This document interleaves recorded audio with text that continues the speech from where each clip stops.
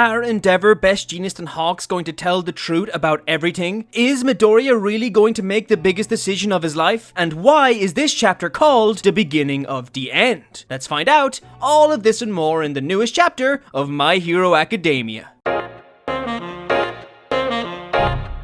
So My Hero Academia chapter 306 is finally out, and holy shit, I don't think anyone saw this coming. If you thought this was going to be the chapter where we finally get to see the second and third user, boy oh boy do I got some bad news for you. But let's just say this chapter sure as hell isn't lacking in excitement. In this chapter, we get to see Deku finally waking up from his coma. We see Team Chicken Hot Pants, the top 3 Japan heroes, Endeavour, Hawks and Best Jeanist, holding a press conference addressing the public about everything that has happened, and Midoriya does something so utterly insane, I'm pretty sure I crap my pants in shock.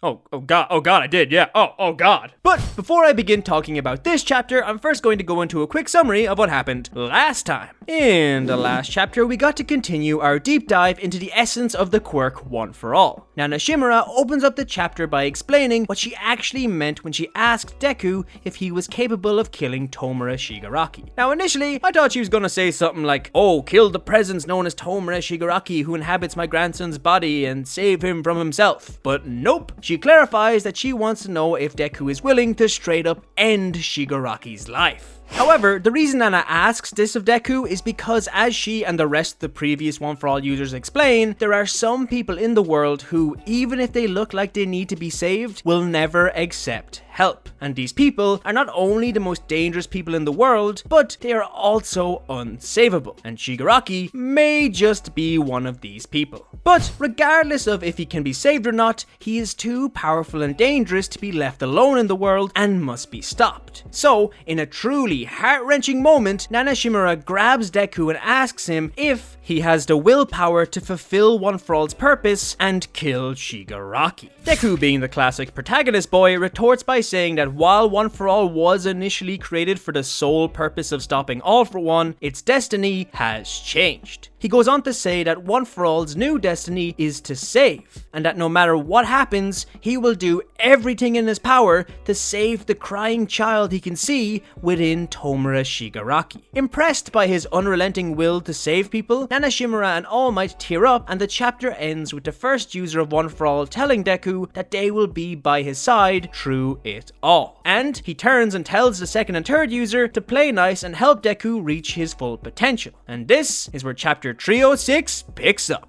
This chapter opens up with All Might looking over Midoriya in his hospital room as he begins to feel through his emotions everything that has been going on with Midoriya and the previous One For All users over the past 2 chapters. He notes the predecessor's test, the truth behind the quirk, and the fact that Midoriya being quirkless wasn't a curse, but a blessing after having received One For All. It's interesting to see that All Might's shared consciousness with his vestige isn't a one-way system. Every time one experiences or learns something new, his other self feels it too. But as All Might is going through this, he is abruptly interrupted by a knock on the door from a curious Hawks and Best Jeanist. As All Might gets up and opens the door, he wipes away a tear from his eye, which is a cool way of showing even further the connection between him and his vestige. Hawks and Jeanist ask All Might if he is free to talk, to which All Might replies that he is, because there is no need to worry, Deku will be waking up soon. Woo! Imagine how awkward it would have been if Midoriya was stuck in a coma after that long-ass talk with those previous One For All users. Talk about awkward. As All Might leaves the room, Uraraka, Ida, and Jiro run in to check up on their bedbound bestie. And so, Hawks asks All Might to tell them everything he might know about this One For All and its connection to Midoriya. He also brings up the great point that heroes are currently under attack from not only the villains, but also society itself. So, they need to gain as much information as possible on the situation as to not allow things to get out of hand even further. And I mean, that's a pretty fair point. Society is currently pretty messed up, and the last thing they need is the world finding out that the heroes have been holding another secret from the public's eye. All Might seems to agree as well, as he pulls Hawks and Jeanist away and says, "I'll tell you everything. Oh baby, everything is kicking off now! But hold on to your seats, folks, because this isn't even the biggest thing to happen in this chapter. After this, we cut to 3 days later, where the world is watching in anticipation as Endeavour, Hawks, and Best Jeanist are holding their first press conference since the war to talk about everything that has happened, been revealed, and about the current state of society. It is mentioned that the world is still in panic, and every second, more and more of society is being driven into chaos. However, even with this chaos, there are still people out there who aren't looking for someone to blame, but rather they are looking for someone who can help. We then cut into the press conference where Endeavour admits that everything Dabi revealed about his identity and the Todoroki family past is true, and he explains exactly what happened and everything he did. They also clarify the situation between Hawks and Jeanist, how the two heroes faked Best Jeanist's death so that Hawks could earn the trust of the League of Villains and act as a spy amongst their ranks. However, Hawks does come out and apologize for covering up his father's identity as a villain and for killing Jean Bubai Gawara, aka twice. Isn't Bubai Gawara what the mask from Crash Bandicoot says when you break his box? What have I got? Hawks explains that he did try to talk things through with Twice, but unfortunately due to the villain's unwillingness to cooperate and the terrifying nature of his quirk, he had no choice but to put an end to Jean's life. After Endeavour and Hawks are done confessing their mistakes, a furious reporter steps forward and attacks the heroes, saying that admitting their failures and apologizing for them are no good to the public now. People have been severely injured and killed thanks to the destruction caused by the public's lack of faith and support for heroes, and they need to do more. Endeavour makes a comment at the reporter asking if she would forgive him if she saw him crying in front of everyone instead. Still furious, the reporter replies no, that what they need to do is stop the villains, to which Endeavour responds, exactly. Dwelling on his past and his mistakes would do nothing. The only thing he can do to anyway redeem himself and the image of heroes is to keep moving forward and to stop the villains who caused this mess in the first place. Now this is a great nod to Endeavour's new resolve, because sitting around and crying is exactly what Endeavour was going to do until he was inspired by his family and Hawks and Best Jeanist. I also want to point out that I love the way Endeavour and Hawks still have a bunch of cuts and bruises. They still look so dirty and beat up. It really helps you understand how much damage they actually suffered during their conflicts. Best Jeanist then steps forward and sweet holy mother of God, look at the length of this man's neck. He's got neck for days. That's at least a solid foot of neck he's got there. I used to call him Pant Man as a joke, but god damn, I better start calling him Giraffe Man now. I mean, look at his collar.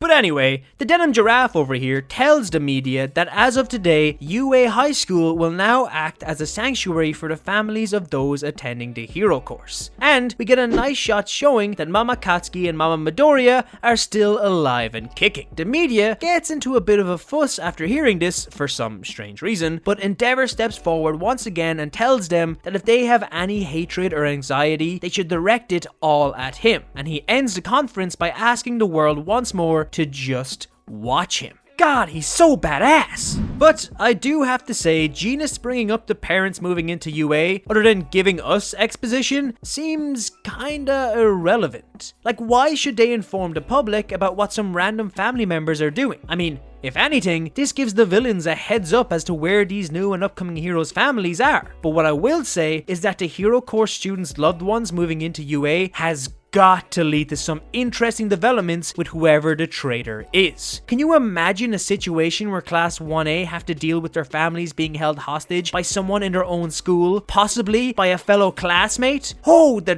drama, the suspense, it's beautiful. And then they not only have to find a way to save their own family, but they also have to see if they can really trust one another. It's getting straight up Danganronpa up in here. No, that's wrong. And after this, we get some exposition about how although there are far less heroes in the world now, there are still people willing to stand up and fight. And this exposition is accompanied by a shot of a few familiar pro heroes preparing themselves to get back into action. Also, a little tidbit I find interesting here is that Mount Lady is among these pros. Now this is no shock to anyone, as time and time again she has proven herself a true and selfless hero. But what's interesting is, for her introduction, she was used to explain how some heroes will try and take the spotlight to keep themselves popular and to get a lot of money. It's just kinda cool that the character who originally symbolized the imperfect side of being a hero is actually not like this at all. It then cuts to a quick shot of Dabi, who mentions that it looks like he hasn't tormented his father enough. And then it's revealed that during the press conference when the heroes were asked about One for All, Endeavour replied by saying, "I don't know." And he did this so that the media wouldn't go after All Might and Midoriya. A part of me is a little upset that we didn't get to see Endeavor's reaction to finding out that the quirk he ruined his whole life trying to surpass was actually this legendary quirk that was destined to be the greatest. But it's here where we get the biggest event of this chapter, and honestly, one of the craziest things to happen in the story so far. It cuts back to UA, where we see Uraraka and the rest of Class 1A all holding letters they received from Midoriya. In these letters, Midoriya tells his fellow classmates that he can't hide secrets from them any longer, and that the truth is, the name of his quirk is One for All, and he received this power from All Might. The letter goes on to say that Shigaraki and All for One are looking to take this from him. So, to make sure he doesn't put anyone else at risk and to keep the quirk safe, he has left UA.